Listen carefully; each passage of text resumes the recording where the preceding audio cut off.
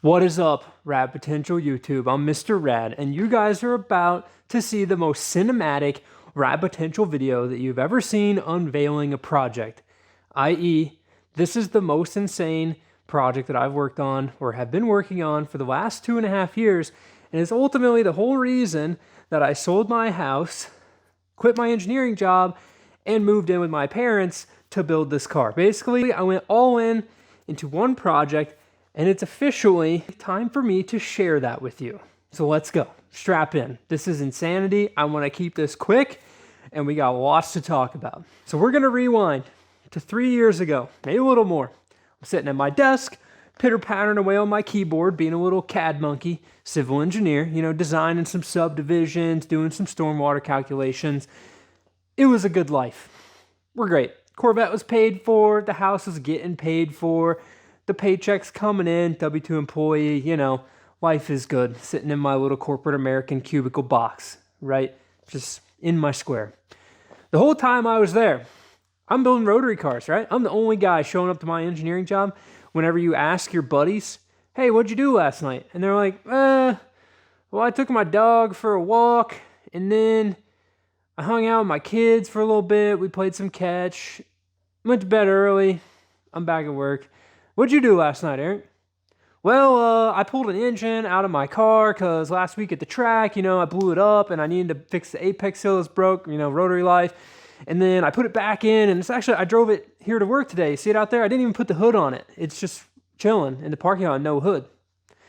So we're a little bit of a different speed than some of these guys. Not like mentally, but just we do a lot. So the whole time of my job, I just wanted to do bigger things. I did not fit in there. I mean, I did, but it wasn't fulfilling to me. Like, I wasn't enjoying it. So what's the next car? Go back, the followers of the channel. For the 6 years we've been making videos, Shake Cam 1000 in the garage.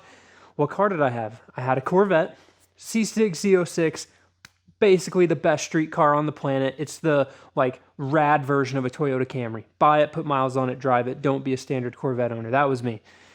I had that, and I had my first gen RX-7 I was taking to the track. I think we had the RX-8 at the time too. Just a stock RX-8, like missile car. I treated it very poorly. Most people would think in rotary game, you have a first gen, you get an RX-8, then what? You get an FD. Well, the FD doesn't have the performance that I want it to have for the money. The Corvette was way better. And let me give you an experience that sets the tone for this project I'm going to unveil to you. I'm cruising my Camry, i.e. my Z06 Corvette home from work. Closed road. Day trip to Mexico, okay? And I'm like, let's see what this thing can do. I like to work late, so this might be 3 in the morning coming home from the office. I was kind of that 60-hour-a-week grinder guy in the beginning, and then it kind of fizzled out. But regardless, we're ripping. Downshift to 4th, 7,000, 5th, 7,000, 6th, 178 miles an hour. And I was like, okay, this car is a bone stock car. Not that expensive. It can go this fast effortlessly. No RX-7 I had been around. I felt comfortable at over 130, let alone ripping to 178 miles an hour. I love rotary cars. Mazda back in the day took an FD, flipped it on its lid, and went 243, upside down through the traps at Bonneville. And I felt in that moment that I could build a car with a rotary engine to go faster than 243 miles an hour. That was the goal. That was 3 years ago. So at that split second of a moment, exactly on the way home, got out of the car, I text my buddy Kelly. Kelly has an FD. It's got a single turbo LS. It's fast, 1,100 horsepower, all right? He races half mile. The thing's gnarly. He went 197.5 miles just last year. So this would have been 3 years ago. I think he was 185-ish. And I reached out to him and said, hey, dude, what car, chassis, vehicle, shape, right, can go over 250, that's let's say under $70,000, right? If we sell the Corvette, we sell a couple cars, we sell my house, $70K, I can afford that. Lamborghini Gallardos, Ferrari 360, there's some older cars that probably have a decent aero, a GT40 kit car. Corvettes are okay, like a C6 Corvette would work. I just really didn't want to cut mine up. I really value the Corvette, and it's push button AC works. I just drive it anywhere. Literally 30,000 miles in 3 years, reliable pickup truck car. So we landed on a GT40, old one, like a 60s Le Mans Mark IV, whatever you want to call it, with the scoops and stuff, right? The frontal area of that car, so we're going to get a little technical here because Kelly and I were looking at this from an aerodynamics perspective, not performance. Performance comes from the rotary. Aerodynamics means I want to build a car that doesn't take off like an airplane and flip through the air and ultimately be a fun video to watch on the internet for years and years. Well, I have to fix my whole entire car. So the aerodynamics are the most important part of this equation, like starting with the hardest thing to overcome in top speed racing, which is the exponential function of drag, right? So we looked at it from there. The GT40 was great. Low frontal area, it was slick, low CD, coefficient of drag. Decided that was what I wanted to build. At the time, the YouTube channel was doing all right. We had some customer projects lined up, Johnny's 4-rotor, the Black FD, a few things I could do to make some cash to then make it to when this, we buy a car, I could get the car, right? So, quit my job, sold my house, the whole deal, moved in with my parents. That winter of 2023, I drove up to Detroit, which is where Race Car Replicas is at. They built all of the cars for the Ford versus Ferrari movie. So all those vintage GT40s, the vintage Ferraris, Porsches, all that stuff they build bespoke. Like, I'll call it a kit car, but it's a bespoke race car. It's a kit car so you can register it on the street. It'd be hard to take like a Le Mans prepped race car and be like, hey, BMV, give me a title. So I went up there. I sat in a GT40. Now I'm 6'4", okay? I'd stand up, but it's going to ruin the cinematics of my poorly lit shot, street outlaw style. 6'4", all legs. All right, I can fit in an FD with, the headroom kind of sucks, but the headroom isn't really my issue. It's my knees hit the dash is the issue. I didn't fit in a GT40. At least I was able to get in it, but I just didn't fit comfortable enough to want to sit there and floor it for 3 minutes straight or 2 minutes straight for 4 miles and go 250 miles an hour and just like hope that I'm not going to be tumbling inside this monkey bar or jungle gym. Right next to that GT40, meeting with the owner of Race Car Replicas here, right, is his personal super light car, Ford GT. I sat in that one. I fit in that one. Plenty of room. You're a little bit at an angle. If you've ever driven a Lotus, your feet kind of sit sideways because the wheel's right there. It's a little bit, off kilter, no big deal, but dimensionally similar to a Corvette, whereas a GT40, the old one, 60s car, is dimensionally similar to an FD. If you've ever parked an RX-7 and a Corvette next to each other, the Corvette looks like a land yacht and the RX-7 looks like a Miata. I sit in this car, super pumped. I just sold my house, had the cash, put the payment in. We're having a 06 Ford GTR, the race car version, kit car, race car built. That was 2023 fall, 2024 January, okay? So a year and 3/4 ago, lots of time. 8 to 10 months was the proposed timeline for when the car would be done, delivered to me. Expectation in my head, maybe a little bit longer than that, but largely, let's say a year. January 2024, we started building the 4-rotor FDRX7 for Johnny. We then embarked on my national championship limited 2-wheel drive rally in the Dodge Colt, which was an insane learning experience. And all of these things that I've done up to now have been to build connections in the industry, right? I know I want to run a Haltech ECU in this car. Let's try to figure out how I can get connected with Haltech, right? I know I want to run injector dynamics injectors in the car. How can I get a connection with them? Full function engineering coming on. I know I'm probably going to need somebody to do some custom billet CNC work. I can't afford to buy a Haas CNC machine, like Rob Dahm's got. So JDL Manufacturing coming on board for some of these custom projects is going to be insane. So I've put together this team in the last 8 to 10 months. I've also filmed videos with Rob Dahm. To making sustained power. So like you said, it's about keeping it cool because I've learned what happens when you are doing sustained endurance type of things. Dahm with Kyle Mohan about how to build and maintain a 1,000 horsepower 3-rotor.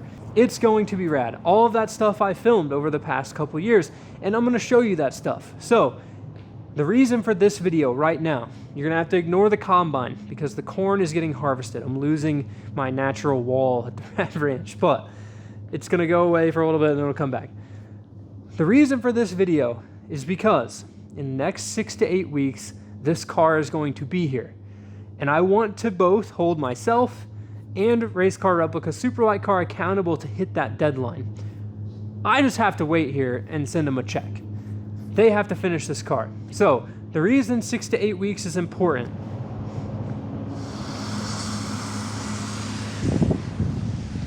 Had to go see what was going on outside, get the dog all excited.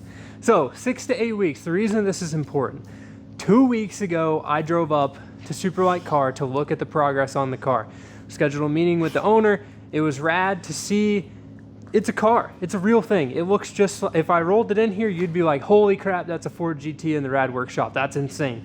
So it's crazy to see this. And I wanted to hold them and me accountable to get this project done. So this is not a go roast the Superlight Car people because they took 2 years to build a car that was supposed to be done in 8 to 10 months. This is I want to show them and show you guys that I am serious about building this car.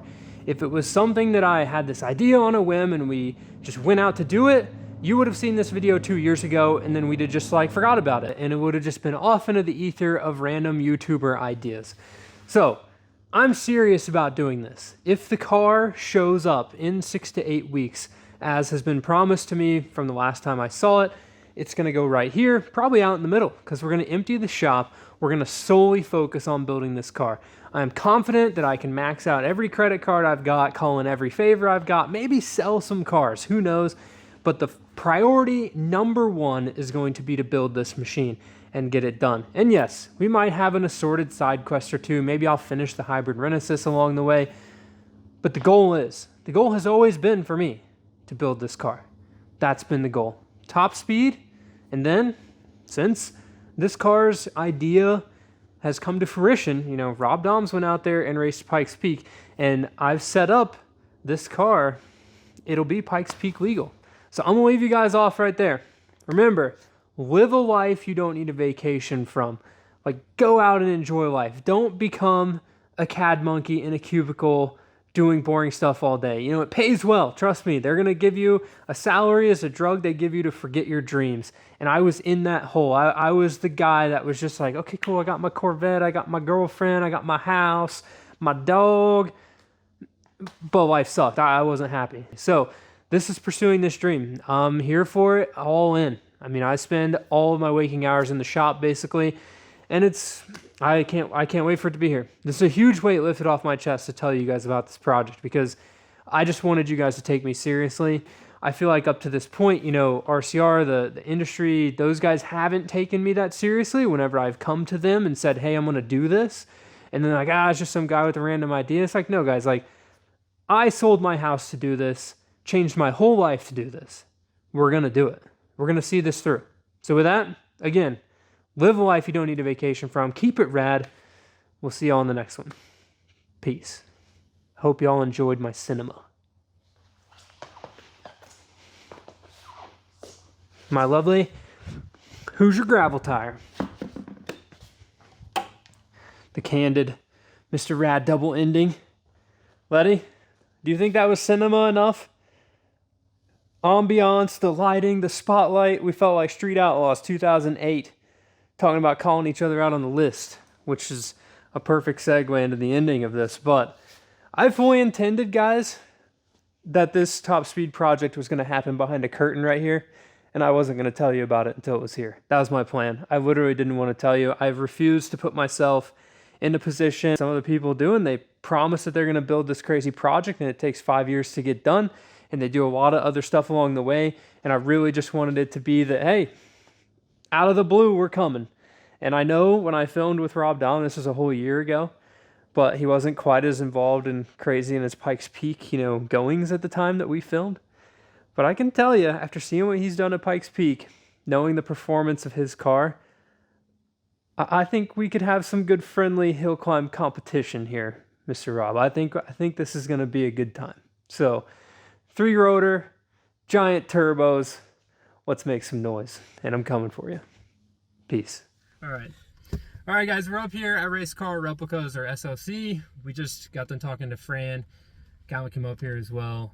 The chassis looks rad. It takes a long time to do great things, and every time I come up here, at least it's the second time, it's always pretty impressive to see everything that's going on, despite taking longer than anticipated. But See what it Yeah. is. Are you excited? I mean, based on what I saw inside the shop, I don't know how, yeah, it's unfortunate that it's taken double the time that was initially projected, but, I mean, to a certain extent, it's understandable based on the quality of what's being produced here. So, I mean, is it unfortunate? Yes. Is it understandable? Yes. And is the car, as an end result, going to be absolutely incredible? Yeah. Yeah. And that's the whole point, guys. It's like, I could probably spend 2 years of my time and make 150 videos on building something from scratch, but these guys know what they're doing. They literally have the Robertson Racing Le Mans 4GT. We looked at it. Like, that's the one. That's the one that got there. It's right in there. It's right in there.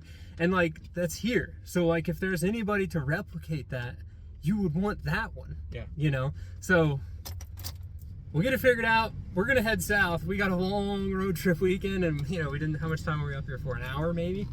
Chatting around a little longer. 45 minutes. 45 minutes. We just drove 7 hours to spend 45 minutes somewhere. To drive 7 hours back. and then 3 more hours. Yeah, and then to Nashville again. So, like I said, it's gonna be here soon, and I'm excited. He did say 6 to 8 weeks. 6 to 8 weeks.